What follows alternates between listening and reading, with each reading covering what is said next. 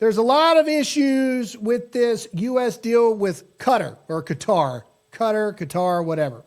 We're going to have, I don't want to speak too much on that. You can show like the thing. I don't want to speak too much on it because we're going to have the Department of War Press Secretary Kingsley Wilson come on tomorrow and give us some more insight and clarification on that. But it does lead into this further fracture. And even though Pete has sent out a clarification, you're starting to see more and more cracks all the time. Pete put out this clarification. The U.S. military has a long-standing partnership with Qatar, including today's announced cooperation with F-15QA aircrafts. However, to be clear, Qatar will not have their own base in the United States, nor anything like a base. We control the existing base like we do with all partners. All right. Problem is this. Let's go to Laura Loomer. Laura Loomer got so befuddled by this, and I had so many people befuddled by this. Laura Loomer even puts out, she says, never thought I'd see Republicans give terror financing Muslims from Qatar a military base on U.S. soil so they can murder Americans. I don't think I'll be voting in 2026. I cannot in good conscience make any excuses for the harboring of jihadis. This is where I draw the line. Again, we're going to have Press Secretary for the DOW on tomorrow to give us further clarification, but there is more clarification to this. Let's go. We got another Laura Loomer thing on here. And the reason why we're focusing on this, here's the problem, ladies and gentlemen, and here's where we've got a lot of issues. And this is where you need to hit the like button, you need to hit the share button, because this is where we got a lot of issues. Laura Loomer says, I don't denounce Trump. I denounce the rise of Islam in America, which I do too, by the way. It's a major problem. And I denounce the training of foreign militaries on U.S. soil. Well, okay. Yes, I don't like it either, but that is something that has happened for many years.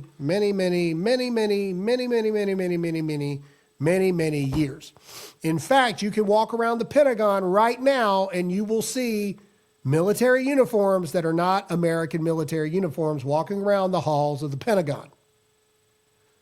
So just want to add some context here. This isn't something that is unknown or something that hasn't happened before.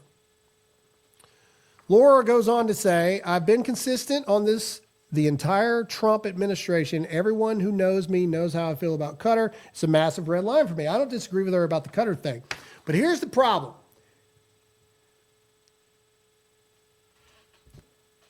I don't denounce Trump, but she doesn't want to vote in 2026. Ladies and gentlemen, there is a come to Jesus moment on the horizon within our own party. Let's play Marjorie Taylor Greene's video really quick. This was interesting. Marjorie Taylor Greene, once one of the most rapid Trump supporters ever. This is what she had to say about illegal immigration and labor. Let's play it. As a conservative and as a business owner in the construction industry and as a realist, I can say we have to do something about labor, and that needs to be a smarter plan than just rounding up every single person and deporting them just like that. Right. So, and I'm going to get pushback on that, but I'm just living in reality from here on out. Yeah.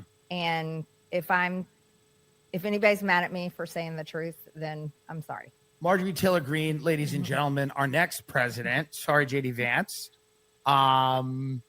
Well, I mean, these people are saying it. I go to dinner parties. Yeah, I heard you. Well, by the way, I heard you on Joe Rogan as a conservative. Nobody's saying that. Nobody's saying that. Okay, so Marjorie Taylor Greene has a specific interest in this, in the construction business and things like this. This is my point. Laura Loomer says, looks like Marjorie Taylor Greene got a check. She just went on a podcast and said she doesn't think illegal alien workers should be deported. We need to put American workers first. We don't need to be coddling and protecting big corporations to evade the law to hire cheap illegal aliens. All right, here's what I want to talk to you guys about. We got 7 minutes left of the show. And this is where I remind you to hit that like button, hit the share button. Also, make sure to click on the Never Woke Apparel link at the top of the chat and go get your Never Woke apparel right now. We've got new designs that are on the way. So if you don't have the original launch designs, now is a great time for you to go to neverwokeapparel.com. Get your hats, get your shirts, get your hoodies, get all that stuff. The link is in the top of the chat. Every single person needs to click it right now. Okay, here is what we're headed for in our country. And it is as obvious and as clear as 2020 vision to those of us that pay attention to this type of stuff.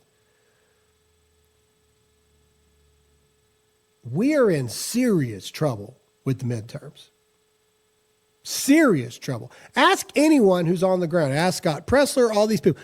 If we do not figure out how to get a hold of this infighting, I mean, you see it right there, Laura Loomer. I don't think I'm voting in 2026. That's a problem. We already know that midterm elections without Donald Trump's name on the ticket has a 60 to 70% reduction in turnout, but we know Democrats are going to flood the zone. We know that record number Democrats are going to get out and vote. We know this. But we are literally crumbling at the seams, not even a year into the first year of the administration. And here's even the further problem. Okay, we've already talked about what happens if we lose the midterms. Let me just remind you really quickly. All of this like coming around that you're seeing the social media apps doing, except for Rumble, of course, all this coming around, all this working with us conservatives and all this stuff, all that crap is gone. Mass censorship will start again because nobody's going to be able to hold them accountable. Every single Senate confirmed member of the cabinet will be at Capitol Hill, on C-SPAN, on Fox News, fending for their life every single day. Donald Trump will be neutered in the last 2 years of his administration, and then we'll go in limping into the 2028 presidential cycle. And then what that will do is instead of J.D. Vance being the heir apparent, then you'll have a open, frenzied primary. Ted Cruz will jump in. Nikki Haley will probably jump back in. Ron DeSantis might make his triumphant return to try to get in there, because the way we're headed right now is we're not working together as MAGA, America First, conservatives, whatever. We're not working together to get the job done right now, and we're for sure not working together to figure out how this MAGA, America First movement continues when Donald Trump's name is not on the ballot. From some of the highest people in government right now, everybody's seeing the same thing. This is what they're predicting. The party's going to fracture. And if the party fractured, the Democrats get it all back. And if you think the persecution of us normal, everyday Americans, and especially those of us with dissenting voices, if you think that it was bad, the threat of it was bad in November, what do you think it's going to be in 2028? Ladies and gentlemen, we are playing right into the hands of evil. We are playing right into the hands of the left. We are playing right into getting our absolute butt kicked in the midterms, and we are playing right into losing the presidency in 2028. You see, we need a united front to win the midterms.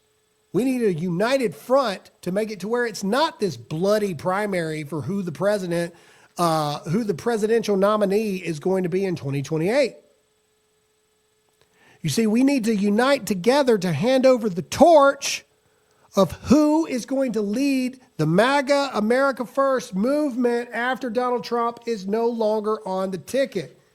And you cannot like Laura Loomer, you cannot like so-and-so, you could not like me, but the truth is the truth, and that's the truth. We're fracturing at the seams already, and we won. And even though it's not happening on the timeline that you might not want it to, every single thing that you want to continue to happen, well, we still want the Epstein stuff, we still want perp walks, we still want this, we still want that. Okay, it doesn't happen if we lose the midterms. All of it's gone. Every single bit of it goes away if we lose the midterms. Ladies and gentlemen, there is a MAGA civil war that is brewing.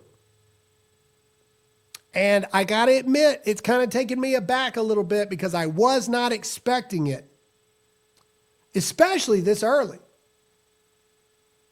You want to talk about bad actors. You want to talk about people that don't engage in good faith dialogue. You want to talk about all these things. Look no further than the people that are throwing the wrench in the motor that is America First, the MAGA movement, not even a year in to Trump's first year of his newest term.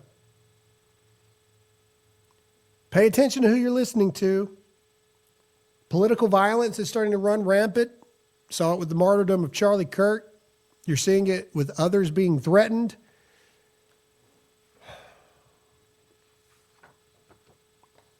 And it's only going to get worse. Especially if we lose.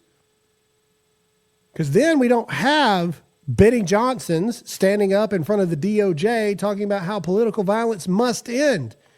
If we lose the midterms, nobody's going to give a flying you-know-what if they murder us down in the streets. We're in serious trouble, ladies and gentlemen, and it's time for a lot of people to wake up. It's time for a lot of people to wake up. Because right now, if we lose the midterms, we lose all of it. We lose all of it. We lose every single bit of it. We lose all of it. If we lose the midterms, you can kiss it all goodbye. Now, I hate to end it on a down note like that as we raid into Vince, but that's the truth.